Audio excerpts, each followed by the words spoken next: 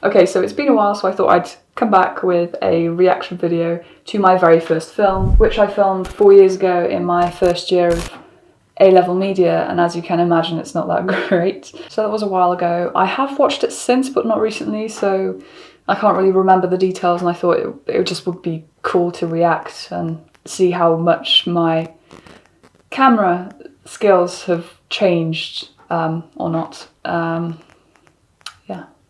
A great start. It's in 720p. This was in 2016. I'm quite sure I filmed it in 1080, but it's just like I didn't know how to export properly, which is why it's in such low quality, and that obviously does impact very heavily. Oh, we had to make our own like production company logos, and that one, the Bad Wolf one, I animated in Photoshop by deleting a section of each of the lines because that's the only way that I knew how to do it, and it took a long time. But yeah,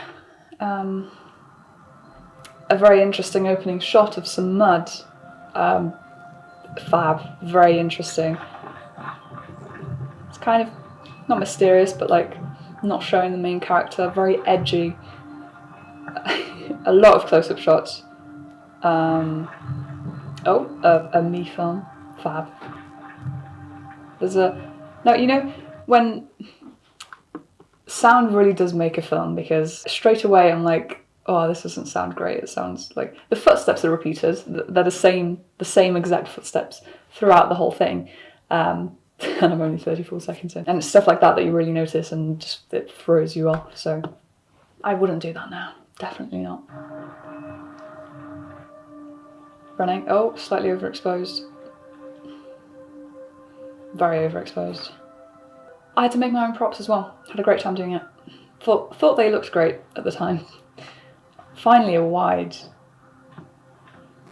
Smooth pan-ish. Bad editing. What was that? I got my friend and my dad to act in the film. I thought this shot of the bottle getting thrown down next to the foot was really cool. I thought it was.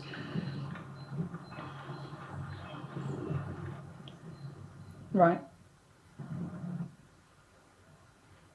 The laying down shot I think would have looked better now if it was more flat and like on the ground and less up. What exactly? I have no idea what's going on.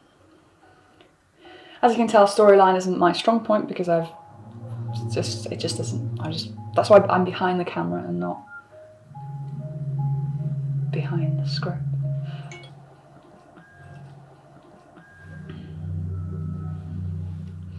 I still really like the shot of the bad guy hiding behind the fence. I think it looked very cool. It's not as shaky as I thought or imagined it would have been.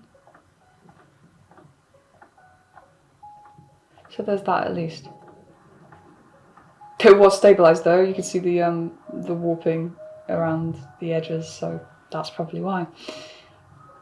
It's very. I don't know if that's because of the export settings, but it's very like when there's a lot of movement, it seems very jumpy. Like the shutter speed was off slightly below what it should have been. Similar footsteps again that don't sound like where they're supposed to be coming from. Okay, so that's it.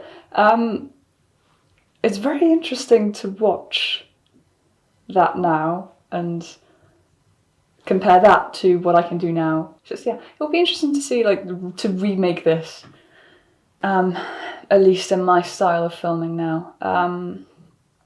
There's a lot of shots that are very similar, as in they're all like very close, shot with a tight lens, and it just looks really weird looking at it now, where everything is shot in the same sort of, with the same sort of framing. Like watching that now, it just looks like somebody's filmed this in like 4K and then forced you to look at one corner of the frame, and like there's more but you can't see it. That's the sort of thing. So I definitely wasn't good at picking focal lengths, which I'm not that great at now, because I like to shoot things close, and I know that shooting stuff wide is also a great idea and should be done more often. So yeah, this was also at a time where I had no idea about colour grading, and I feel like I must have like increased the saturation or something, or done something with the contrast, but it still looks very flat. It looks very like home video-y rather than a film. But then again, that's probably how everybody's first film looked. Also, the editing was a bit strange at times. I shot and basically did everything on this film, and the editing was a bit strange, especially the jumpy bits. And then when, for example, I was cutting between a shot where the character was on the right side of the screen in one of them, like a front-facing shot, and then the camera goes behind and the character's on the other side of the screen, it just throws you off, because the art of filmmaking is not to bring attention to any cuts, and the audience shouldn't be like, oh, that was a cut, that was weird.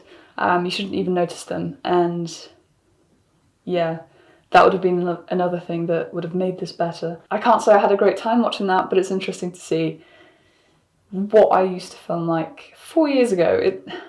It feels like I shot that a lot longer ago than I have. Like, I was just a year off finishing school, and now I've graduated university. It just feels like the time itself has been longer than 4 years. But yeah, I mean, I have somewhat come a long way since this 4 years ago, but then again, all I do is hold the camera. It's the camera. It's the camera. It's definitely the camera. I shot that on a DSLR, and the things I shoot now are on more high-end cameras, and that is definitely it. That's what's happening. I just have access to better cameras, and that's why my films are better. Cracked it. There we go. That's the end of the video. And yeah, thank you for watching, I guess. I've got nothing else to say. That's it. Yeah.